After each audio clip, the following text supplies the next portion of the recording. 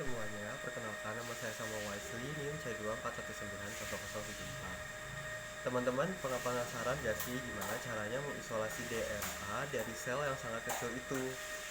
Nah, pada kesempatan ini saya ingin menjelaskan gimana sih caranya untuk mengisolasi DNA.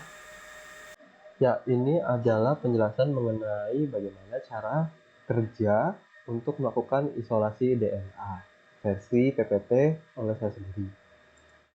Nah, pada dasarnya terdapat 3 prinsip, yaitu melisiskan sel, mengekstraksi DNA, dan melakukan pemurnian untuk DNA tersebut.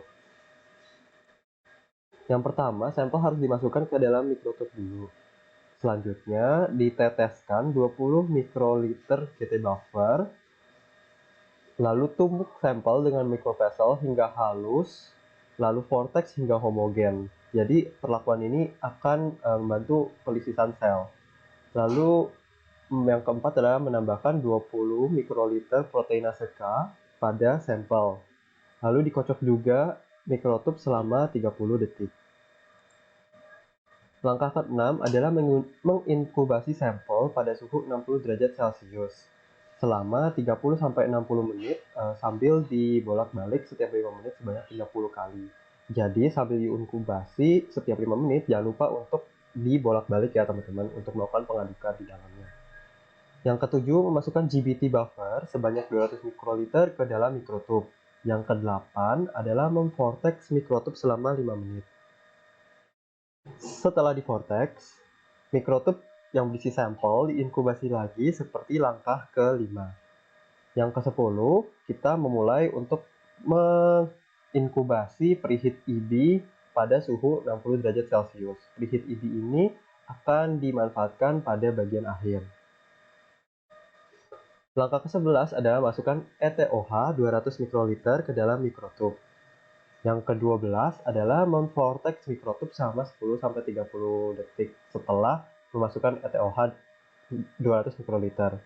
Langkah ke-13 adalah menyimpan sampel ke dalam freezer dalam rentang waktu 30 menit sampai setengah hari. Langkah ke-14 adalah memindahkan sampel ke GD column untuk persiapan diputar dengan centrifuge. Jadi GD column itu emang khusus untuk perlakuan centrifuge ya teman-teman. Centrifuge sampel selama 2 menit dengan kecepatan 14.000 sampai 16.000. Setelah disentrifuge akan terdapat sisa cairan yang mengendap di bawah. Jadi cairan tersebut dapat dibuang. Langkah ke-17 adalah menambahkan W1 buffer sebanyak 400 mikroliter ke dalam sampel. Tujuan dari W1 buffer ini adalah untuk membersihkan protein yang masih tersisa pada DNA. Jadi protein-protein ini harus dibersihkan dulu dari DNA supaya lebih murni. Centrifuge kembali selama 3 menit untuk memisahkan sisa protein yang masih menempel pada DNA, lalu buang cairan sisanya. Langkah ke-19 adalah menambahkan W2 buffer sebanyak 400 mikroliter ke dalam sampel. Centrifuge lagi seperti langkah ke-18 untuk memisahkan zat sisa larutan buffer terdahulu. Jadi, W2 buffer ini memiliki fungsi untuk membersihkan DNA dari larutan-larutan buffer yang mungkin masih tersisa pada DNA yang sudah diekstraksi. Langkah ke-21 adalah masukkan GD column yang berisi sampel ke dalam mikrotub. Lalu preheat EB ditambahkan ke dalam sampel sebanyak 50 mikroliter. Kita tunggu sampel hingga mendingin karena sebelumnya preheat EB kan bersuhu 60 derajat ya.